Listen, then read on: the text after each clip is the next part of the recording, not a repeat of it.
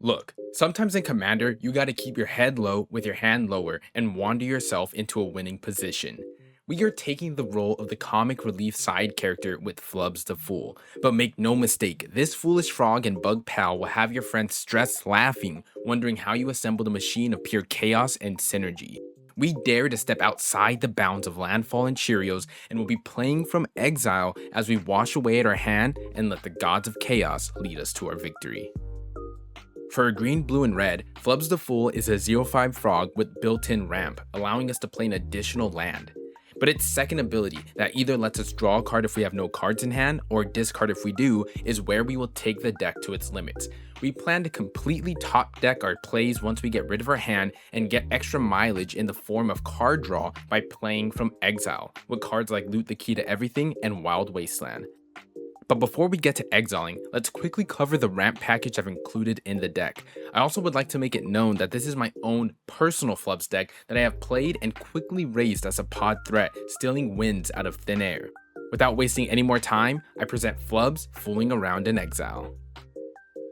I didn't include too much ramp in the deck since we will have multiple opportunities to play multiple lands a turn, most notably with our commander.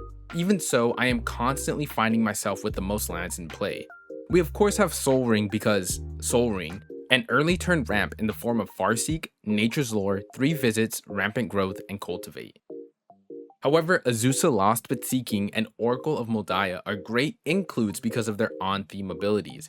They allow our engine to keep running if we draw into any lands after already playing our lands for turn.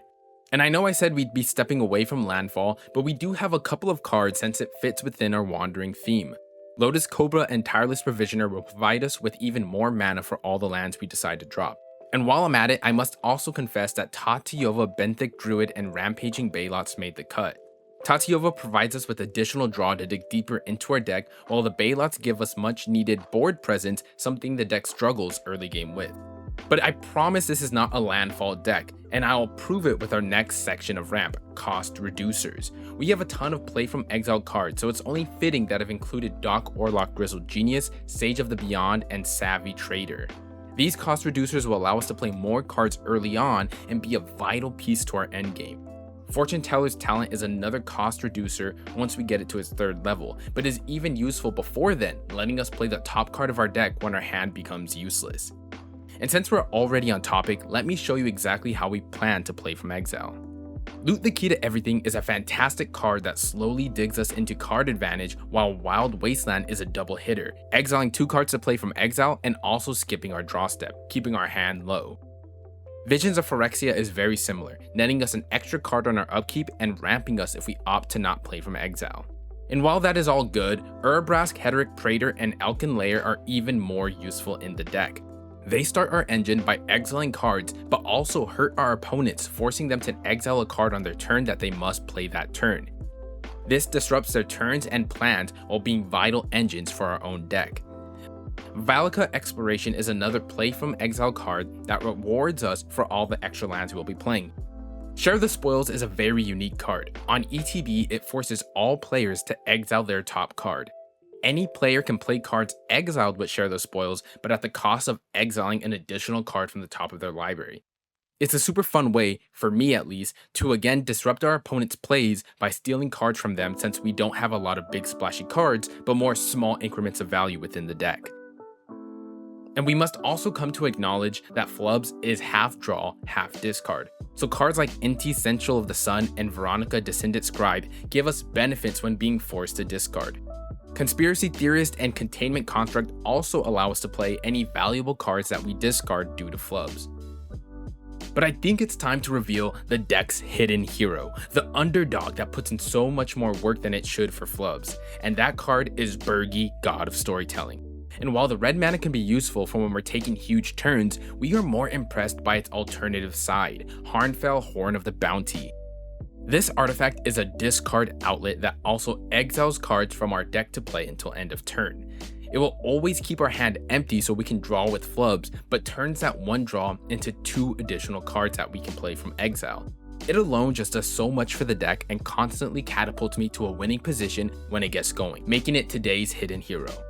While not as impactful, Ghostly Piffler is another discard outlet that can let us empty out our hand when we need to.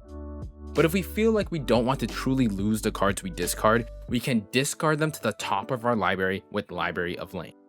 Before we move on to the cards that reward us from playing from Exile, I want to list off a couple more synergistic pieces that really tune out the deck. Shared Fate is another secret gem in the deck that has an odd function. It replaces everyone's card draw with an exile effect, forcing players to exile cards from an opponent's library when they go to draw.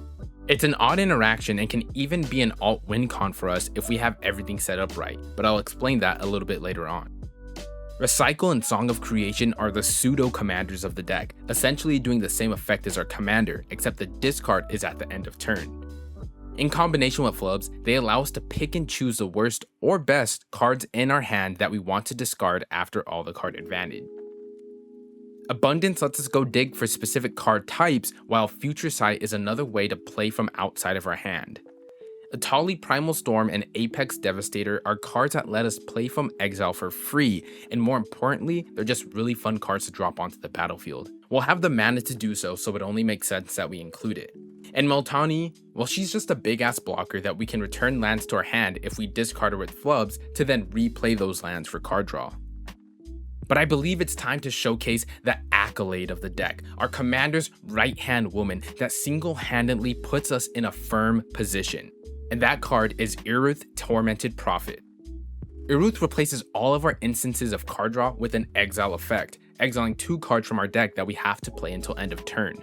The women are really showcasing their alliances to Flubs, as this is exactly what we want to be doing. We never don't want to draw cards with Flubs, but we also want to keep our turns long by exiling cards to play, and Iruth covers both spots, dubbing her today's accolade. Now for a deck like this, it's hard to keep cards up to respond to our opponents, so our removal in the deck is very niche and targeted. For the longest time, I've been trying to find a home for my foil Oko Thief of Crowns without it being too devastating, and I think I just did. It turns troublesome creatures or artifacts into 3/3s that Flubs can easily absorb being a 0/5. It's repeatable removal that the deck so desperately needs. Yet Curse of the Swine and Storm's Wrath are also great wipes to keep our opponents in check. River's Rebuke is a personal favorite card of mine, completely setting back one player, essentially giving them a smack for going too crazy. But don't worry, we have Reap, Elixir of Immortality, and Echoes of Eons to get back and replay our bits of removal that we will eventually need back to hand. I also want to make it known that Blessed Respite is a fantastic fog that helps reshuffle our graveyard into our library. I think I have been gatekeeping enough. I'm ready to show you our win cons of the deck and even run through some scenarios of how the deck wins. Glinthorn Buccaneer is a great discard pinger that will get the damage rolling, but the damage truly comes out with Flaming Tyrannosaurus, Keeper of Secrets, and Passionate Archaeologist. These cards, if not obvious enough, will quickly end the game if not dealt with immediately. However, the Lost and the Damned, Araxa Empress of Mars, and Faldorn Dreadwolf Herald are powerful cards that can amass us a huge board to swing out with. But they have a second use in the deck when we have Phyrexian Altar in play. We can use the tokens created to sack them for mana to then cast more spells from Exile, creating more tokens and letting us play more cards. Again, this deck thrives off synergy in assembling an engine of pieces that interact with one another. Although wandering, Flubs will truly put your brain to the test and make you work for a win. But once you get the hang of the goal of the deck, you will be crushing your opponents in a way they will never see coming. Throw in a Purphoros God of the Forge and your opponents will really have to slide some respect Flubs' way. If we have out 1 to 2 cost reducers and either Iruth or Harrenfell with our token generators and altar, we can go crazy by sacking our creatures for mana to cast a spell that makes us more tokens and draws us cards into Exile that we can then repeat and repeat and repeat. Iruth protects us from losing due to having no cards in library, but so does Shared Fate. Once we run out of cards to play, Shared Fate can replace our card draw with exiling our opponent's library, playing their cards and decking them in the process. This deck is extremely fun to pilot and unlike any other of my 20+ decks. I highly recommend you try it out and be sure to be on the lookout as I recorded a Flubs gameplay that shows the true value and power that this Frog Scout holds. If you enjoyed the video, be sure to support the channel by subscribing and using our TCG player affiliate link below. A list of the deck will also be down there, so be sure to read the description.